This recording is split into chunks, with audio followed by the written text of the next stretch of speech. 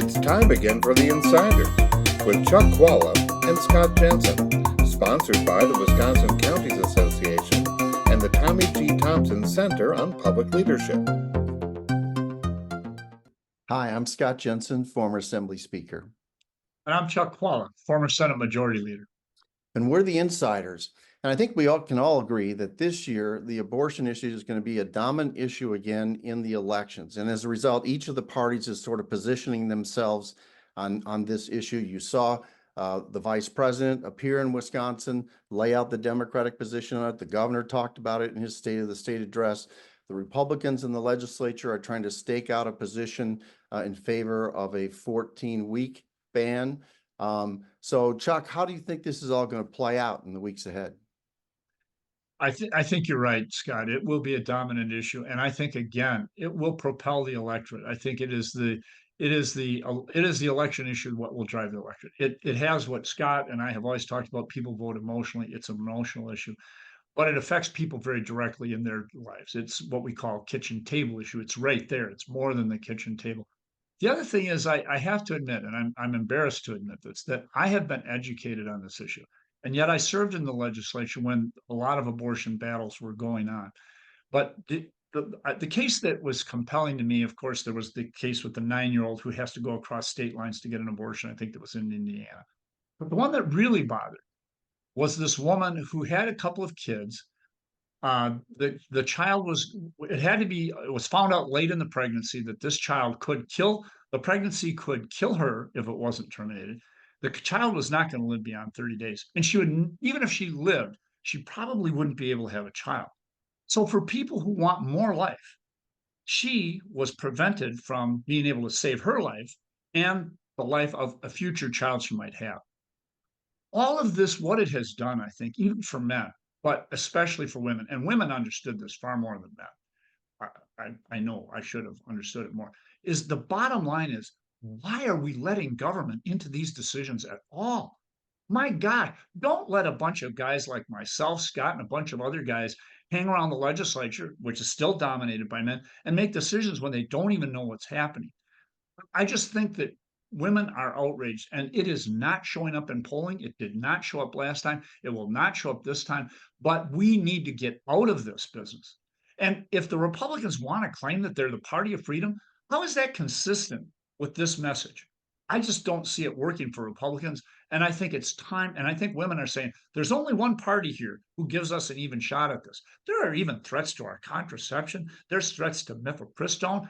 That's enough. And I think that, and I'll tell you what, every time, and Scott and I are sometimes in front of other audiences, when we're in front of an audience with women and men in the audience, I see women, particularly in the back of the room, nodding their heads as they hear about why government should stay out of this. I think it's going to be a big driving force.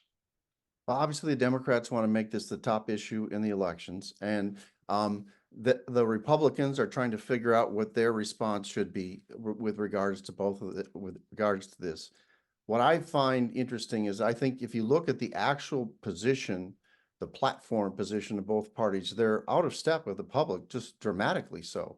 The Republican position is effectively 100% pro-life. The Democrat position is effectively 100% pro-choice right up until the day of birth.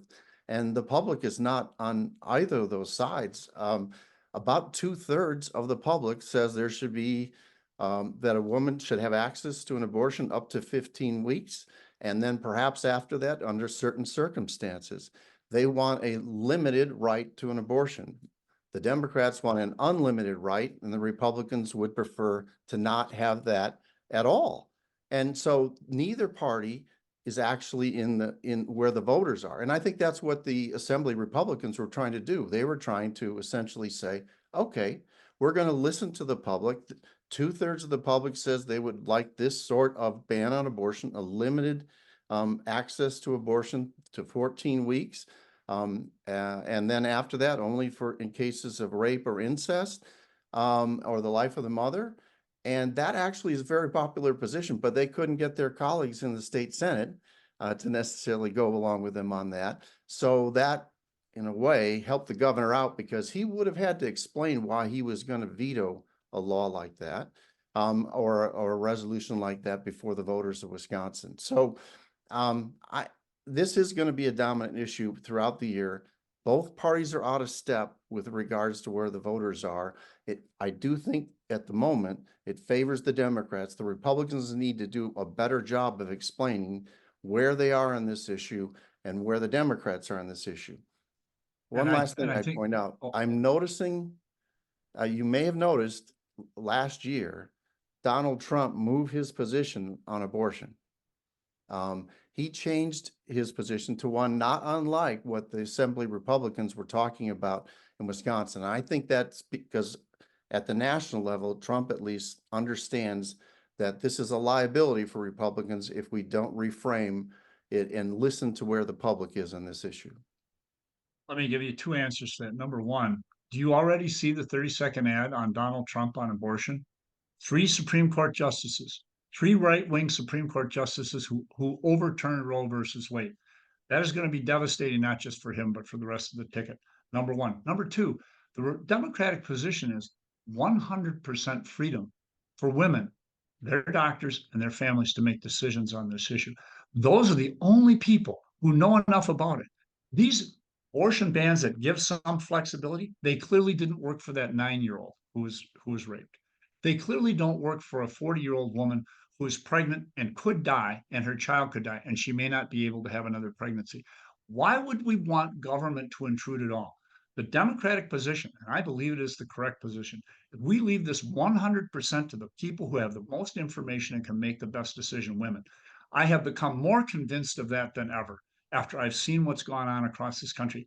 And I think that more men, and certainly women, understand this to a T. And I think it will be the dominant issue this year because people will be reminded about where Republicans are on this issue. And the only accommodation they're making is for a political stance. Don't believe them. They've got 9 members on the Supreme Court, and 6 of them are totally pro-life. And that means never abortion ever. And watch that come up as we deal with the issues of mifepristone and contraceptives. Already that's potentially on the table. Women will not be fooled. I think the Assembly legislation actually would have taken care of both of the examples that you have. But again, this debate is not going to be based upon facts or logic. It's going to be based upon anecdotes and emotions. And that debate is going to go throughout the course of this year. And I think you are right. It is going to drive the elections around the country. Stand up for women. We'll see you next time.